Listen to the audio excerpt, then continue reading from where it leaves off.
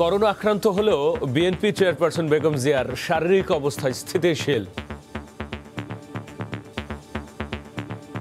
তার চিকিৎসা ইতিমধ্যেই শুরু হয়েছে এবং তিনি এখন স্টেবল আছেন, ভালো আছেন। মোট 9 জন এখন এই বাসায় একটা হসপিটাল বানায় রাখছে আমরা এখানে, সব ধরনের প্রিপারেশন এখানে আছে আমাদের। কোভিড কালেও বৈশাখ ও ঈদ কেনাকাটায় উপচে পড়া ভিড়। স্বল্প পরিসরে হবে নববর্ষের মঙ্গল শোভাযাত্রা। নাচতে হইতো একটু জাস্ট বাচ্চাদের তো সমস্যা, ঈদের জন্য তো এইটাই। ঈদের আগে আর লকডাউন ছাড়বে না, কেনাকাটা করার কোনো ওয়ে থাকবে না। এর জন্য মানুষ যেন নিয়ম কানুন মেনে চলে, সেই বার্তাটাও আমরা এই শোভাযাত্রার মধ্যে দিয়ে পৌঁছে দেব। কঠোর লকডাউনেও খোলা থাকবে পোশাক কারখানা। ফ্যাক্টরি বন্ধ দিলে শ্রমিকরা দেশে চলে যাবে, এটাতে পাবলিক ট্রান্সপোর্ট ইউজ করে আরো সংক্রমণের বেশি হওয়ার সম্ভাবনা। দেখছিলেন প্রধান শিরোনাম। রাতের সময়ের সঙ্গে আছি আমি গোলাম রাব্বি। এবার অন্যান্য শীর্ষ সংবাদ। করোনায় একদিনে রেকর্ড ৭৮ জনের মৃত্যু, শনাক্ত প্রায় ৬,০০০। সংক্রমণের বর্তমান উচ্চ হার কমতে সময় লাগবে ৩ থেকে ৪ মাস, শঙ্কা তৃতীয় ঢেউয়ের। এবং আবার ঊর্ধ্বমুখী চালের দাম, অস্থির নিত্যপণ্যের বাজারও, পরিবহনে বাড়তি খরচের অজুহাত ব্যবসায়ীদের, বিপাকে নিম্ন আয়ের মানুষ।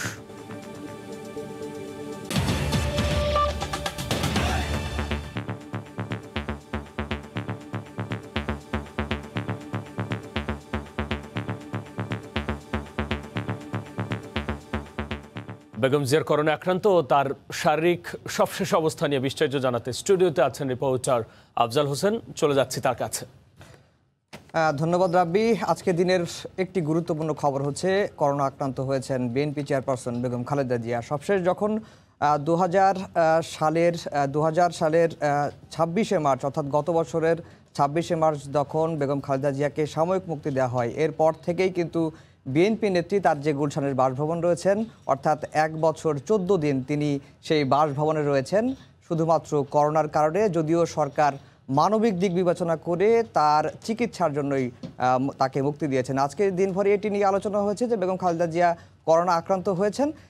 এটি নিয়ে আমার একটি রিপোর্ট রয়েছে, সেই রিপোর্টটি আমরা এখন দেখব। আজকে যেটি হচ্ছে যে করোনা আক্রান্ত হয়েছেন বেগম খালেদা জিয়া, যদিও বিএনপির মহাসচিব বলেছেন বেগম খালেদা জিয়ার শারীরিক অবস্থায় স্থিতিশীল রয়েছে। বিকেলে গুলশান কার্যালয়ে ব্রিফিংয়ে তিনি কথা জানান। এদিকে বেগম জিয়ার ব্যক্তিগত চিকিৎসকরা জানিয়েছেন আপাতত বাসাতেই চলবে তার চিকিৎসা। বেগম জিয়ার পরিবারের আরও 8 জন সদস্য করোনা আক্রান্ত হয়েছেন বলেও জানিয়েছেন বেগম জিয়ার ব্যক্তিগত চিকিৎসক। এই নিয়ে আমার রিপোর্ট, সেই রিপোর্টটি এখন দেখব। গত কয়েকদিন ধরেই জ্বরে ভুগছিলেন BNP chairperson Begum Khaleda Zia. Corona সন্দেহ হওয়ায় শনিবার বিকেলে আইসিডিডিআরবি হাসপাতালের সঙ্গে যোগাযোগ করে তার পরিবার। বিকেল ৩টার পর হাসপাতালটির টেকনোলজিস্টদের একটি দল বাসায় গিয়ে নমুনা সংগ্রহ করে। রোববার সামাজিক যোগাযোগ মাধ্যমে ছড়িয়ে পড়ে বেগম জিয়ার করোনা পরীক্ষার রিপোর্ট। পরিবার ও দল প্রথমে এ বিষয়ে কোনো মন্তব্য না করলেও নিশ্চিত করে স্বাস্থ্য অধিদপ্তর। বিএনপি নেত্রীর ব্যক্তিগত একজন চিকিৎসক তার স্বাস্থ্যগত দিক পর্যবেক্ষণ করেছেন। তিনি জানান তার বাসায় আরও 8 জন করোনা আক্রান্ত। বেগম জিয়া চিকিৎসা নেবেন বাসায়, প্রয়োজনে প্রস্তুত রাখা হয়েছে একটি বেসরকারি হাসপাতালের আইসিইউ। দলটির মহাসচিবও জানান বিএনপি নেত্রীর শারীরিক অবস্থা স্থিতিশীল রয়েছে। প্রাইভেট হসপিটালে একটা কেবিন আমরা বুকিং করা আছে, আমাদের সব ধরনেরই করা আছে। বাসায় একটা হসপিটাল বানায় রাখছে আমরা এখানে সব কিছু আছে, অক্সিজেন বলেন, চিকিৎসা বলেন, আইভি ইঞ্জেকশন বলেন, সব ধরনের প্রিপারেশন এখানে আছে আমাদের। তার ব্যক্তিগত চিকিৎসক যারা আছেন তাদের তত্ত্বাবধানে তার চিকিৎসা ইতিমধ্যেই শুরু হয়েছে এবং তিনি এখন স্টেবল আছেন, ভালো আছেন। আর তার কোনো টেম্পারেচার নেই, অন্য কোনো উপসর্গও তার নেই। 25 মাস কারাভোগ শেষে গত বছরের 26শে মার্চ সরকারের নির্বাহী আদেশে সাময়িক মুক্তি পান বিএনপি নেত্রী। এরপর তার মুক্তির মেয়াদ বাড়ানো হয় 3 দফা। মুক্তির পর থেকে বাসায় রয়েছেন তিনি। দুর্নীতির এক মামলায় দণ্ডিত হয়ে 2018 সালের 8 ফেব্রুয়ারি কারাগারে যান বিএনপি নেত্রী। কারাগারে থাকা অবস্থায় দুর্নীতির আরেক মামলায় সাজা হয় তার। 2 মামলা মিলে কারাদণ্ড হয় 17 বছরের। কারাগারে কয়েক মাস থাকার পর অসুস্থ হয়ে পড়েন বিএনপি নেত্রী। মুক্তির দিন পর্যন্ত প্রায় 11 মাস বঙ্গবন্ধু শেখ মুজিব মেডিকেল বিশ্ববিদ্যালয় হাসপাতালে চিকিৎসাধীন ছিলেন বেগম জিয়া। আফজাল হোসেন, সময় সংবাদ, ঢাকা। বেগম জিয়ার শারীরিক অবস্থা নিয়ে আজকে গুলশান কার্যালয়ে দলটির মহাসচিব মির্জা ফখরুল ইসলাম আলমগীর ব্রিফ করেছেন এবং তিনি জানিয়েছেন তার শারীরিক অবস্থা স্থিতিশীল রয়েছে, অর্থাৎ তিনি করোনা আক্রান্ত, তার অন্য কোনো উপসর্গ নেই এবং তার যে শরীরে জ্বর সেটিও কমে এসেছে। তো আমরা যখন আজকে তার ব্যক্তিগত চিকিৎসক তার সাথে দেখা করেছেন, আমরা বিভিন্নভাবে জানতে পেরেছি যে প্রায়ই তার ব্যক্তিগত চিকিৎসকরা গুলশানের বাসায় গিয়ে তার সঙ্গে দেখা করেন। তো আজকে যদি মোটা দাগে বেগম খালেদা জিয়ার স্বাস্থ্যের দিকটি পর্যালোচনা করে যেটি জানিয়েছেন তার চিকিৎসক যে তার শারীরিক অবস্থা স্থিতিশীল রয়েছে এবং এটিও জানিয়েছেন যে বেগম খালেদা জিয়া বাসাতেই চিকিৎসা নেবেন, যদি প্রয়োজন হয় তাহলে তাকে একটি বেসরকারি হাসপাতালে ভর্তি করা হবে এবং যে হাসপাতালে ভর্তি করা হবে সেই হাসপাতালের আইসিইউটিও কিন্তু এখন পর্যন্ত ব্যবস্থা করে রাখা হয়েছে। এবং একটি গুরুত্বপূর্ণ বিষয় জানিয়েছেন যে বেগম খালেদা জিয়ার ব্যক্তিগত চিকিৎসক ডাক্তার মামুন, তিনি খালেদা জিয়ার ভাগ্নে হয় সম্পর্কে তিনি বলেছেন যে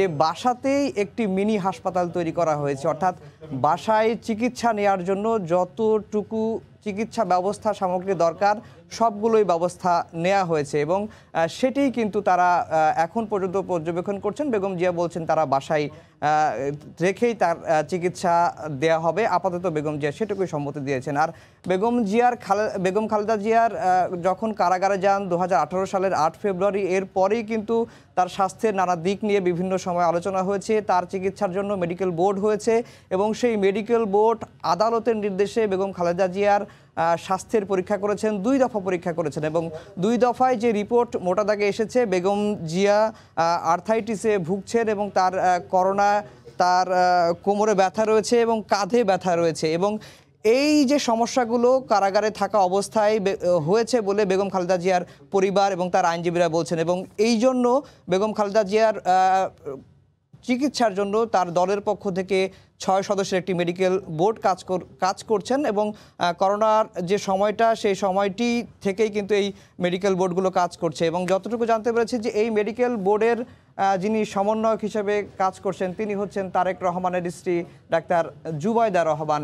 আর আরেকটি বিষয় জানিয়ে রাখি যে বেগম খালেদা জিয়া যখন 2008 সালের 8 ফেব্রুয়ারি দুর্নীতির এক মামলায় কারাগারে গেলেন এবং কারাগারে যাওয়ার পর তার সাজাটি হাইকোর্টের নির্দেশে আরও সাজার মেয়াদ বেড়েছে, অর্থাৎ খালেদা জিয়া 2টি মামলায় দণ্ডপ্রাপ্ত আসামি, তার এই 2 মামলায় 17 বছরের কারাদণ্ড হয়েছে এবং 17 বছরের কারাদণ্ডের মধ্যে শুধুমাত্র বেগম খালেদা জিয়া 2 বছর 1 মাস 17 দিন কারাভোগ করেছেন। এই 2 বছর 1 মাস 17 দিনের মধ্যে কিন্তু 11 মাসই বেগম খালেদা জিয়া বঙ্গবন্ধু শেখ মুজিব মেডিকেল বিশ্ববিদ্যালয় হাসপাতালে চিকিৎসাধীন ছিলেন এবং সবশেষ 26শে মার্চ 2020 বেগম খালেদা জিয়ার পরিবারের আবেদনের ভিত্তিতেই কিন্তু বেগম খালেদা জিয়াকে সাজা স্থগিত করে সাময়িক মুক্তি দেন এবং ওই মুক্তির মেয়াদ কিন্তু এর আগে আমরা দেখেছি সরকারের পক্ষ থেকে 3 দফা বাড়ানো হয়েছে এবং মুক্তির মোটামুটি 2টি শর্ত ছিল যে বেগম খালেদা জিয়া বাসাতেই চিকিৎসা নেবেন এবং তিনি দেশের বাইরে যেতে পারবেন না। যদিও আইন মন্ত্রণালয় থেকে এবং স্বরাষ্ট্র মন্ত্রণালয় থেকে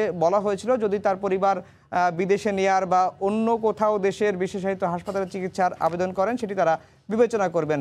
তো আজকে যেহেতু বেগম খালেদা জিয়া করোনা আক্রান্ত হয়েছেন এবং শুধু তিনি নয় তার পরিবারের আরও 8 সদস্য করোনায় আক্রান্ত হয়েছেন এবং বিএনপির পক্ষ থেকে যেটি বলা হয়েছে তার শারীরিক অবস্থা স্থিতিশীল রয়েছে, অন্য কোনো উপসর্গ নেই এবং বাসাতেই তিনি চিকিৎসা নেওয়ার বিষয়ে এখন পর্যন্ত সম্মত হয়েছেন। তবে সবশেষ যেটি দলের পক্ষ থেকে বলা হয়েছে যে একটি আইসিইউ প্রস্তুত করা হয়েছে একটি বেসরকারি হাসপাতালের অবস্থা পর্যবেক্ষণ করে সে বিষয়টি তারা বিবেচনা করবেন এবং চিকিৎসকরাই সে বিষয়টি দেখবেন। এই ছিল রাব্বি বেগম খালেদা জিয়ার স্বাস্থ্যের সবশেষ অবস্থা নিয়ে আমার কাছে। আফজল, আপনাকে ধন্যবাদ। বিএনপি চেয়ারপারসন বেগম খালেদা জিয়া ও তার পরিবারের করোনা আক্রান্ত হওয়া এবং তাদের শরীরের সবশেষ খবর নিয়ে আলোচনার জন্য স্টুডিওতে যুক্ত হয়েছিলেন সহকর্মী আফজাল হোসেন। এদিকে দেশে করোনায় একদিনে সর্বোচ্চ ৭৮ জন মারা গেছেন, শনাক্ত হয়েছেন ৫,৮১৯ জন। সংক্রমণের বর্তমান উচ্চ হার কমতে আরও ৩ থেকে ৪ মাস সময় লাগতে পারে বলে মনে করছেন বিশেষজ্ঞরা। একই সঙ্গে আছে তৃতীয় ঢেউয়ের শঙ্কাও। আতিকুর রহমান তমালের রিপোর্ট। সারা বিশ্বই ধুঁকছে করোনার ধকলে। সেই ধাক্কা সামলাতে গত বছর জোরে সোরেই মাঠে নামে বাংলাদেশও। তখন সরকারি হাসপাতালগুলোতে কোভিড রোগীর জন্য আলাদা সেবা চালুর পাশাপাশি চালু করা হয় বেশ কিছু নতুন হাসপাতাল ও আইসোলেশন সেন্টার। কিন্তু জীবনযাত্রা, আবহাওয়া কিংবা যে কারণেই হোক না কেন, বাস্তবতা হলো করোনায় গত বছর বাংলাদেশে মৃত্যু আক্রান্তের সংখ্যা তুলনামূলক কমই ছিল। যে কারণে হাসপাতালে শয্যা ফাঁকা আছে এমন সংবাদও হয়েছে গত বছরের শেষ দিকে। সঙ্গত কারণে তখন নতুন তৈরি করা 12টি হাসপাতালও আইসোলেশন সেন্টার গত বছরের 24 সেপ্টেম্বর প্রজ্ঞাপন দিয়ে বন্ধ করার আদেশ দেয় সরকার। এর মধ্যে রয়েছে বসুন্ধরা আইসোলেশন সেন্টার সহ ঢাকার 5টি, চট্টগ্রামের 6টি এবং সিলেটের 1টি হাসপাতাল। সূত্র বলছে গত বছরের শেষে যখন রোগীর সংকট ছিল তখন শুধু বসুন্ধরা আইসোলেশন সেন্টারের জন্য মাসে গুনতে হতো 67 লাখ টাকা। 4 মাসে এক আইসোলেশন সেন্টারের জন্য 2 কোটি টাকা ক্ষতি হয় সরকারের। মন্ত্রী বলছেন সেপ্টেম্বরেই ওই 12 হাসপাতালের সব সরঞ্জাম বন্টন করা হয়েছে অন্য সরকারি হাসপাতালগুলোতে। আমরা একটা প্রেস কনফারেন্স করব এই বিষয়টা নিয়ে। এই বিষয়টা নিয়ে অনেক দূর যাবে। মন্ত্রী আরো বলেন বসুন্ধরাটা ছিল আইসোলেশন সেন্টার, ওটা হাসপাতাল ছিল না। সেই হিসেবে ওটাকে আইসোলেশন সেন্টার হিসাবে তৈরি করা হয়েছিল। পরে দেখা গেল যে ওখানে কোনো রোগী যায় নাই, তখন বলা হলো যে ঠিক আছে ওটাকে সরাই ফেলা হোক। তবে বিশেষজ্ঞরা বলছেন যেহেতু এখন রোগীর চাপ বেশি তাই সেগুলো আবার চালু করা উচিত। যেহেতু এটা আবার আসতে পারে এই চেতনা যদি ওনাদের থাকতো তাহলে ওনারা এরকম একদম ডিসমেন্টাল করে দিতেন না জিনিসটাকে। শুধু তাই নয়, রোগীর চাপ যে হারে বাড়ছে তাতে ওই 12 হাসপাতাল যথেষ্ট নয় বলে মনে করেন তারা। আতিকুর রহমান তমাল, সময় সংবাদ, ঢাকা। ফ্রান্সে লকডাউন সত্ত্বেও বেড়েই চলেছে করোনা আক্রান্ত মৃতের সংখ্যা। ইউরোপের বিভিন্ন দেশের করোনা পরিস্থিতির খবর জানাতে প্যারিস থেকে সরাসরি যুক্ত হচ্ছেন সহকর্মী লুৎফুর রহমান বাবু। রাব্বি, ফ্রান্সে করোনা আক্রান্তের সংখ্যা 50 লাখ ছাড়িয়েছে, আর মৃতের সংখ্যাও লাখের আসলে কাছাকাছি। লকডাউন, কারফিউ কিংবা কঠিন বিধিনিষেধের পরও আমরা আসলে ফ্রান্সে লক্ষ্য করছি করোনা আর আক্রমণ যেন কোনোভাবেই আসলে ঠেকানো যাচ্ছে না। পাশাপাশি আমরা যে বিষয়টি লক্ষ্য করছি সাধারণ মানুষের মধ্যে স্বাস্থ্যবিধি যে মানার বিষয়টি সেটি কিন্তু অনেক বেশি অনীহা এবং স্বাস্থ্যবিধি না মানার একটি প্রবণতা রয়েছে। তারপরেও আমরা দেখছি এখন আইন শৃঙ্খলা রক্ষাকারী বাহিনীর তৎপরতা অনেক বেশি বেড়েছে এবং প্যারিসের বিভিন্ন এলাকায় অনেকগুলো রেস্টুরেন্ট যেহেতু লকডাউনের সব বন্ধ থাকার কথা এবং এখন যেহেতু শুধুমাত্র হোম ডেলিভারি চলছে এবং সেখানে ক্রেতা পাওয়ার কারণে অনেকগুলো রেস্টুরেন্টে ইতিমধ্যে জরিমানা করা হয়েছে, অনেক ক্রেতাকেও কিন্তু জরিমানা করা হচ্ছে। প্যারিসের পাশাপাশি অন্যান্য শহরে কিন্তু আমরা একই দৃশ্য লক্ষ্য করেছি এবং এই লকডাউনের মধ্যেও কিন্তু মানুষজনকে আমরা নানা ধরনের সভা সমাবেশও কিন্তু করতে দেখেছি। এর আগেও আসলে যেটি লক্ষ্য করেছে এবং সরকারের তরফ থেকে কিংবা সংশ্লিষ্ট যে থানাগুলো আছে সেখান থেকে কিন্তু তাদের বিরুদ্ধেও আসলে ব্যবস্থা নেওয়া হচ্ছে কিংবা জরিমানা করা হচ্ছে। আরেকটি বিষয় আমি এখানে জানিয়ে রাখছি, আমরা গেল কয়েকদিন আগে করোনার সংক্রমণ কিছুটা কম দেখলেও এখন গেল 3-4 দিন থেকে কিন্তু আবারও সংক্রমণের হার বেশ ঊর্ধ্বমুখী। ফ্রান্সে গেল 24 ঘন্টায় দেশটিতে আক্রান্ত হয়েছেন 42,000-এরও বেশি মানুষ। এর আগে 40,000, এর আগে আমরা দেখেছি 50,000, এর আগে 60 থেকে 70,000 মানুষ কিন্তু ফ্রান্সে করোনায় আক্রান্ত হয়েছেন, এমন দৃশ্য দেখেছি। এবং এই পাশাপাশি দেশের সবকটি সেক্টরে আসলে করোনার প্রভাব পড়েছে। বিশেষ করে ব্যবসার বিষয় যদি আমি আপনাকে বলি, আমি এই মুহূর্তে বাংলাদেশে অধ্যুষিত গার্ডনট এলাকায় রয়েছে। এখানে অনেকগুলো বাংলাদেশি প্রতিষ্ঠান রয়েছে এবং প্রতি বছর রমজান আসার সময় কিন্তু এই এলাকায় বেশ ভিড় লেগে থাকে। বিশেষ করে এখানে যে গ্রসারি শপগুলো আছে, মাংসের দোকান আছে কিংবা নিত্য প্রয়োজনীয় যে দোকানগুলো আছে সেগুলোতে কিন্তু সব সময় অর্থাৎ রমজান শুরু হওয়ার পাককালে কিংবা 2-3 দিন আগে থেকেই ভিড় লেগে থাকতো। সে ধরনের কোনো দৃশ্য কিন্তু আমরা আজকে দেখছি না এবং এখানকার ব্যবসায়ীরা বলছেন যে তাদের আসলে অবস্থা খুবই খারাপ, সে ধরনের ব্যবসা তাদের নেই। তো রাব্বি, এই ছিল এখন পর্যন্ত আমার কাছে ফ্রান্সের প্যারিস থেকে করোনার সর্বশেষ। ইউরোপের বিভিন্ন দেশের করোনা পরিস্থিতির খবর নিয়ে ফ্রান্সের প্যারিস থেকে সরাসরি যুক্ত হয়েছিলেন সহকর্মী লুৎফুর রহমান বাবু। সর্বাত্মক লকডাউনের বাকি আর মাত্র 2 দিন, আর সেই সুযোগেই যেন শুরু হয়ে গেছে উৎসবের প্রস্তুতি।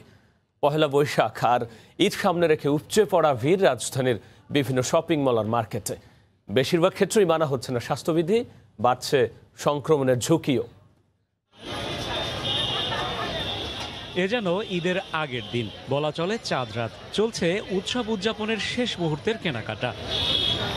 রাজধানীর অধিকাংশ শপিং মল ও বিক্রয় কেন্দ্রের চিত্র এমনই, সবখানে উপচে পড়া ভিড়। ছোট ভাইয়ের বিয়ে, তো এই জন্য ইনস্ট্যান্ট বাধ্য হয়ে আসতে হয়েছে। ঈদের আগে আর লকডাউন ছাড়বে না, আমাদের আবার কেনাকাটা করার কোনো ওয়ে থাকবে না এর জন্য। চার দেয়ালে বদ্ধ মার্কেটে উপচে পড়া মানুষ আর প্রচণ্ড গরমে নাজেহাল অবস্থা। বাড়ছে স্বাস্থ্য ঝুঁকিও, অথচ অতি প্রয়োজনীয় স্বাস্থ্যবিধি মানার ক্ষেত্রে চরম উদাসীনতা চোখে পড়ার মতো। না আসলে হইতো একটু জাস্ট বাচ্চাদের তো সমস্যা, ঈদের জন্য তো এটাই ঝুঁকিপূর্ণ তো আছে, তারপরে গরম লাগলে তো খুলতেই হবে, কিছু করার নেই। এদিকে শপিং মল ও দোকান খোলার তৃতীয় দিনে ক্রেতার সমাগম বেশি হওয়ায় বেড়েছে বিক্রিও। তবে 14 এপ্রিল থেকে সর্বাত্মক লকডাউন শুরু হলে বড় ধরনের লোকসানের সংখ্যা বিক্রয় কর্মীদের। চলাটা মনে করেন যে এত টাপ হয়ে যাবে সামনে, কিছু বলার মতো নাই। গত বছর আমরা ব্যবসা বাণিজ্য হয় নাই, এইবারও একই অবস্থা। চলমান কঠোর বিধিনিষেধ একইভাবে চলবে আরও 2 দিন। সংক্রমণের এ পর্যায়ে প্রতিদিনই শনাক্ত আর মৃত্যুর রেকর্ড ভাঙা গড়ার খেলায় মত্ত মহামারী করোনা।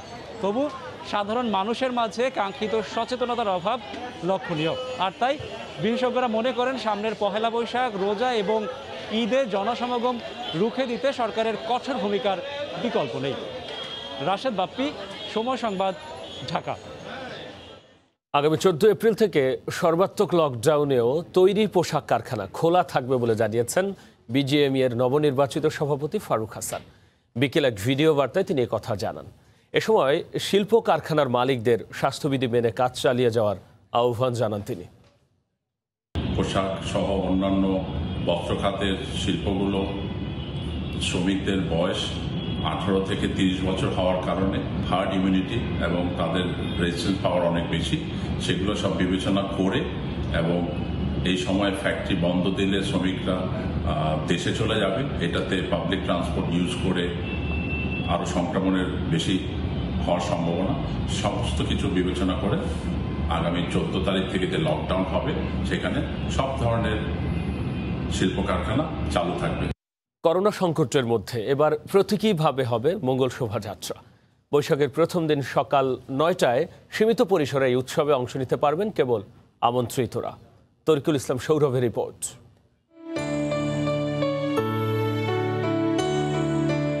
রং রেখায় ফুটে উঠছে বাঙালির চিরায়ত জীবনের প্রতিচ্ছবি। বাঙালির শত বছরের সাংস্কৃতিক উপাদান এখানে সম্মিলিত শক্তির প্রতীক। এক দুঃস্বপ্নের রাতের মতো দিন কাটছে বাঙালির, কিন্তু এতে কি থেমে থাকবে সাংস্কৃতিক অভিযাত্রা? না, দুর্যোগেও শুভ চিন্তায় নতুনত্ব। ফেস শিল্ড যা কাজে লাগে করোনা প্রতিরোধে, সেটাই এবার বর্ণিল মুখোশ হয়ে থাকবে মুখে মুখে। আমরা যে একটা সংকটময় মুহূর্তের ভিতরে আছি, এই ভয়ঙ্কর পরিস্থিতির ভিতর থেকে কোনো সুন্দর আমাদের সামনে এসে উপস্থাপিত হবে, এই আশা আমরা ব্যক্ত করছি। চলছে জোর প্রস্তুতি। প্রতি বছরের মতো উৎসব নেই, আছে দায়িত্ব। মঙ্গল শোভাযাত্রা যে কেবল উৎসব নয়, আর এটি বিশ্ব সংস্কৃতিরও অংশ। ওটায় কিন্তু কিছু জিনিস আছে বাধ্যবাধকতা, যেরকম এটার একটা ধারাবাহিকতা রাখতে হবে। করোনাকালে যে কেউ ইচ্ছে করলেই অংশ নিতে পারবেন না মঙ্গল শোভাযাত্রায়, তবে এই যাত্রার যে শুভবোধ, তার সাথে সব বাঙালিরই থাকবে গভীর যোগ।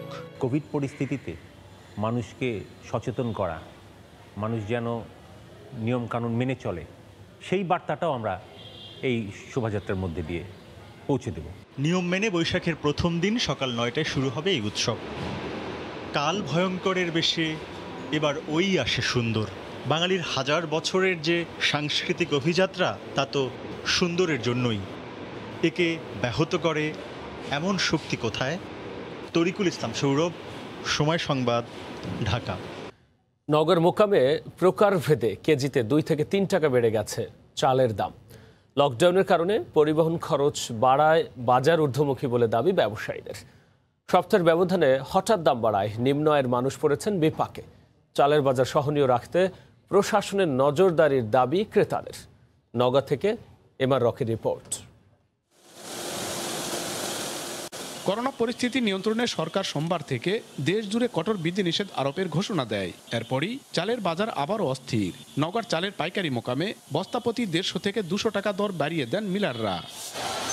পাইকারি বাজারের চালের দর বৃদ্ধির আঁচ লাগে খুচরা বাজারেও। প্রকারভেদে প্রতি কেজি চাল 2 থেকে 3 টাকা বেশিতে কিনতে হচ্ছে ক্রেতাদের। 2 বস্তায় 4000 টাকা বাজেট ছিল, সেই আসে দেখি 4500 টাকা বস্তা লাগছে। আর 500 টাকা কোথায় পাবো আমি? আমরা গরিব লোক, রিক্সা চালে খাই, 300-400 টাকা ইনকাম করি। রিক্সার ভাড়া দিব না আমরা চালের দাম বাড়তি দিব? দাম যদি এভাবে বাইরে যায়, আমাদের সাধারণ জনগণের জন্য তো একটু সমস্যা হয়ে পড়ে। আর বস্তাপ্রতি 150 থেকে 200 টাকা বেশি দিয়ে কেনা চাল খুচরা বাজারে বিক্রি করতে হিমশিম খাচ্ছেন ক্ষুদ্র ব্যবসায়ীরা।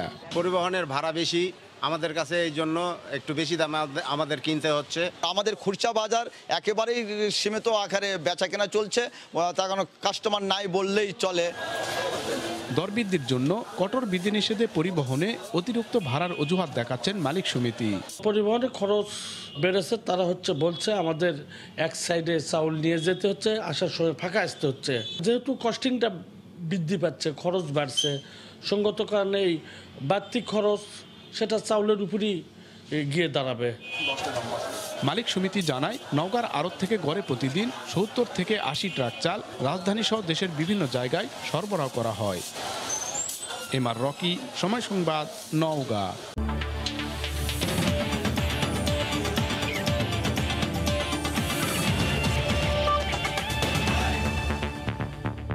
শ্রীলঙ্কার বিপক্ষে সিরিজে সাকিবের শূন্যতা অনুভব করলেও বাস্তবতাকে মেনেই ইতিবাচক ক্রিকেট খেলতে চান অধিনায়ক মুমিনুল হক। করোনাকালে টেস্ট সিরিজের আগে দলের প্রস্তুতিতেও সন্তুষ্ট নন তিনি। এই সিরিজে কোনো পরীক্ষা নিরীক্ষা না করারও আভাস দেন অধিনায়ক। আসন্ন সিরিজকে সামনে রেখে আজ প্রথমবারের মতো দলগত অনুশীলন করেছে team Tigers. Fielding coach Ryan Cook ছাড়া যেখানে ছিলেন 21 ক্রিকেটার ও কোচিং স্টাফের সবাই। প্রথমবারের মতো জাতীয় দলের স্কোয়াডের সঙ্গে অনুশীলনের রোমাঞ্চ ছিল পেসার মুগ্ধ আর শহীদুলের। ব্যাটিং বোলিংয়ে নিজেদের ঝালিয়ে নিয়েছেন দীর্ঘদিন পরে ফেরা সোহান শুভাগতরা। দুঃসময়কে পেছনে ফেলে লঙ্কা সফর দিয়ে ট্রাকে ফেরার সংকল্প ক্রিকেটারদের। সোমবার দুপুরে লঙ্কার উদ্দেশ্যে দেশ ছাড়বে বাংলাদেশ ক্রিকেট দল। সাকিব ভাই, মুস্তাফিজ অথবা একাদশ না থাকলে যে টিম রেজাল্ট হবে না। আল্লাহ দেখেন যে প্লেয়ার তো ওনারা আছে, কিন্তু অন্যান্য প্লেয়ার অন্যান্য যারা আছে সব ওনারা তো আর 10-12টা হাত না, অন্যান্য প্লেয়ার যারা আছে সবারই 10-12টা হাত। তো আমার কাছে মনে হয় যে এটা কোনো প্রভাব পড়ে। তো আমরা হয়তো আপনার টিম ওয়াইজ খেলতে পারছি না, এই কারণে রেজাল্টটা হয়নি। আমি বলবো না যে খুব ভালো প্রিপারেশন হয়েছে, যারা লাল বলে খেলছে তাদের জন্য প্রিপারেশনটা মোটামুটি ভালো হয়েছে। আমরা যে 5 দিন টেস্ট খেলবো, প্রত্যেকটা সেশন যদি আমরা জিততে পারি, ভালো খেলতে পারি, তাহলে রেজাল্ট আমাদের কাছে আসবে। যদি আমরা খেলবি তাহলে আমাদের এগেনস্টে চলে যাবে। এ পর্যায়ে শীর্ষ সংবাদ জানিয়ে দিচ্ছে আরও একবার। করোনা আক্রান্ত হল স্থিতিশীল বিএনপি চেয়ারপারসন বেগম জিয়া। বাসাতেই চলবে চিকিৎসা। সংক্রমিত বাসার আরও 8 সদস্য। কোভিডকালেও ঈদ কেনাকাটায় উপচে পড়া ভিড়। কঠোর লকডাউনেও খোলা থাকবে পোশাক কারখানা। একদিনে রেকর্ড 78 জনের মৃত্যু। এই ছিল রাতের সময়। সঙ্গে থাকুন সময়।